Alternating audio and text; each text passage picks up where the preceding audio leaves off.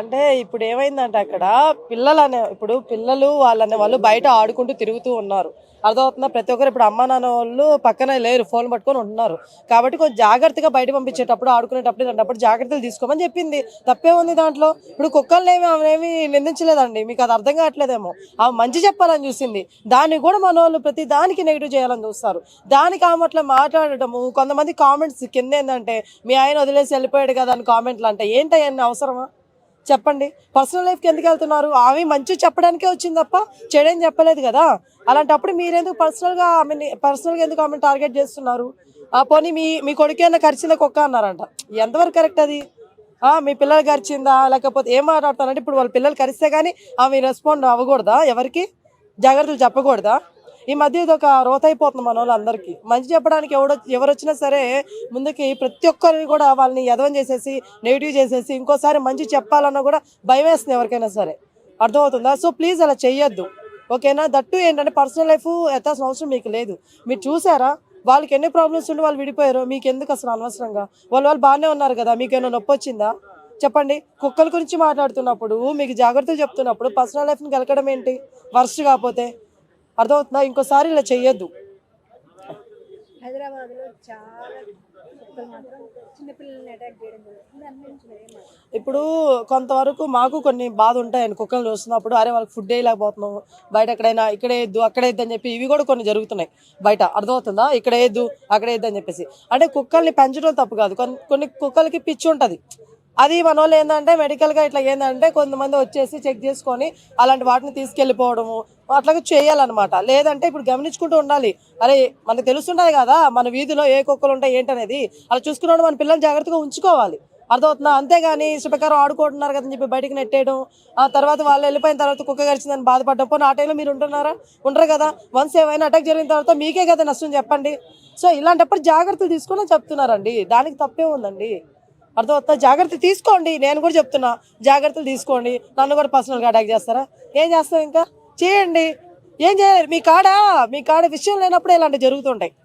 అర్థమవుతుందా? మీ కాడ మాట్లాడేదానికి మంచి మాటలు లేనప్పుడే ఇలాంటివి కళ్ళబుల్లి మాటలు చేస్తూ ఉంటారు, పర్సనల్ లైఫ్లో టార్గెట్ చేస్తూ ఉంటారు. సిగ్గులేదు మీ అందరికీ? ఒక మనిషి మంచి చెప్పడానికి వస్తే ఇలాంటి మాటలు మాట్లాడడానికి సిగ్గులేదు మీ అందరికీ? ఒకవేళ మీకు ఆ టాపిక్ నచ్చలేదా దాని గురించి ఆన్సర్ చేయండి, దాని గురించి కామెంట్ చేయండి. తను కూడా తన గురించి అలానే ఆన్సర్ చేస్తుంది. అర్థమవుతుందా? దాన్ని మీరు ఇలా పట్టుకొని నెగిటివ్ చేయడం మాత్రం నాకు నచ్చట్లేదండి. నాకే కాదు మీకు కూడా నచ్చదు. ఇలాగని మీరు చేసుకుంటూ పోతే ఇంకా మంచి చెప్పే వాళ్ళనే వాళ్ళు తక్కువైపోతారు. అలా జరిగితే దేశం ఎటువైపు వెళ్తుందో మీ అందరికీ తెలుసు. అది మన రేణుదేశాయ్ గారు ప్రజెంట్ ఒక ఇంటర్వ్యూ పెట్టారు. ఇంటర్వ్యూ పెట్టేసి కుక్కల్ని ఎందుకు అట్లా చంపుతున్నారు, కుక్కలే నయం కదా మనుషుల కన్నా అన్నట్టు ఒక మీనింగ్ లో మాట్లాడారు. మేడం అట్లా మాట్లాడడం మీరు మంచిదే అంటారా మేడం? రేణుదేశాయ్ గారు మాట్లాడింది 100% మంచిదే. ఎందుకో తెలుసా? ఇప్పుడు ఏంటి తెలుసా, కుక్కకున్న విశ్వాసం మనుషులకు ఉండదు. ప్రతి ఒక్క ఇంట్లో కానీ ఆ కుక్కల్ని పెంచుతున్నారు, పిల్లుల్ని పెంచుతున్నారు, ప్రతి ఒక్క మూగజీవాల్ని పెంచుతున్నారు. ఎందుకు? వాళ్ళకి ఎంత విశ్వాసం ఉంటుందో తెలుసా? అలాంటి కుక్కల్ని చంపుతున్నారంటే చాలా దారుణం అది.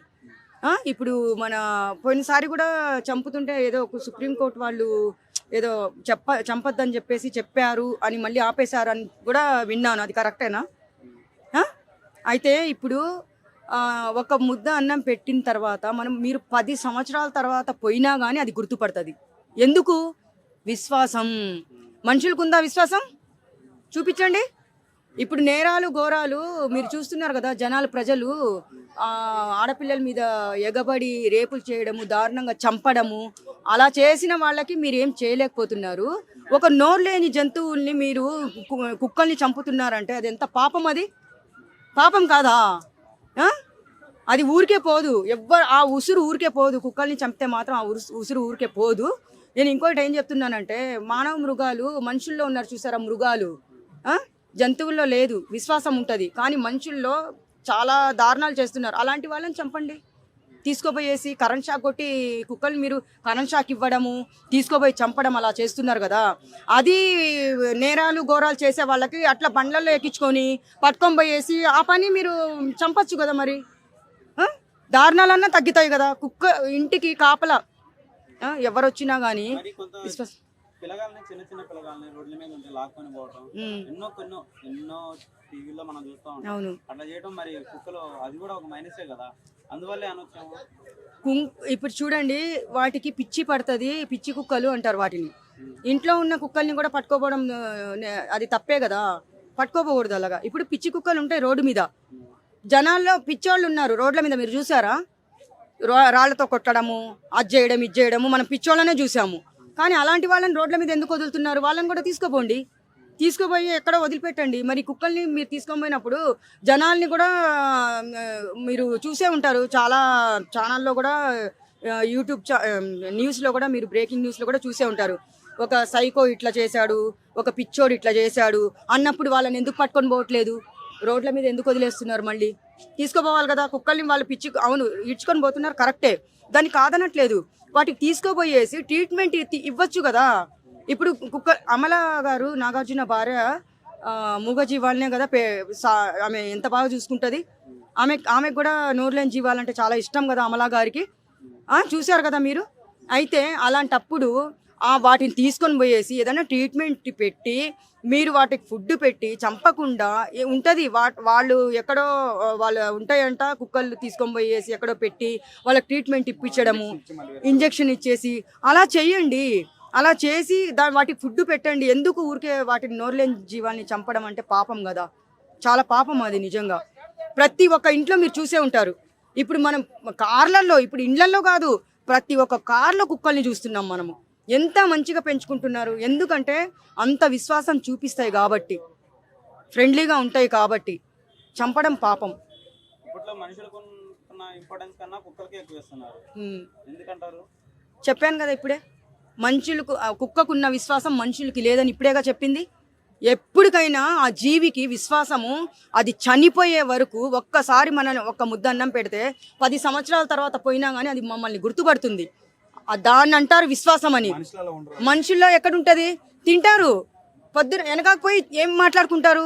విశ్వాసం ఉండదు వాళ్ళకి. పెట్టింది తింటారు, ఖర్చు పెడతాము, అన్నీ పెడతాము, ఎంత బాగా చూసుకుంటాము, పక్కకు పోయేసి పెట్టిందిలే తొక్క అంటారు. ఎందుకు? నోర్లుంటే ఇష్టం వచ్చినట్టు మాట్లాడతారు, దానికి నోరు లేదు. దేవుడు నోరు ఇవ్వకున్నా కానీ ఒక మనిషికి ఉన్నంత తెలివి కుక్కలకి నోర్లేని నయం 100%. కుక్కకున్న విశ్వాసం మనుషులకు ఉండదని చెప్తాం కదా. మళ్ళీ నన్ను అడుగుతున్నారు మీరు, మీకు తెలీదా అంటున్నా. మరి తెలిసినప్పుడు ఆ క్వశ్చన్ వేయొద్దు. కుక్కకున్న విశ్వాసం, నేను నోర్లేని నేను ఒక 3 హామ్స్టార్ని పెంచుకున్నాను. ఆ వీడియోస్ చూస్తే మీరు షాక్ అయిపోతారు. చిన్న హామ్స్టార్, అది ఇక్కడ ఉండదు, ఫారెన్లో ఉంటాయి అవి.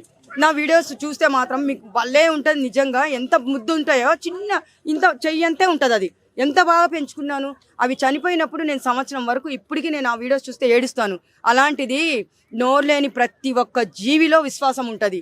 ఒక కుక్కలోనే కాదు, ప్రతి ఒక్క ప్రాణిలో ఉంటుంది. మన చీమ, అది శివుడు ఆజ్ఞ లేనిదే చీమైనా కుట్టదు అంటారు. దానికి కూడా ఎంత విశ్వాసం, అంతే కదా. చిన్న చీమ, దానికి కూడా విశ్వాసమే. కుక్కల కంటే మన అన్ని జీవాలకి విశ్వాసం ఉంటుంది కాబట్టి ఈరోజు చంపడం అనేది చాలా పాపము, దారుణము.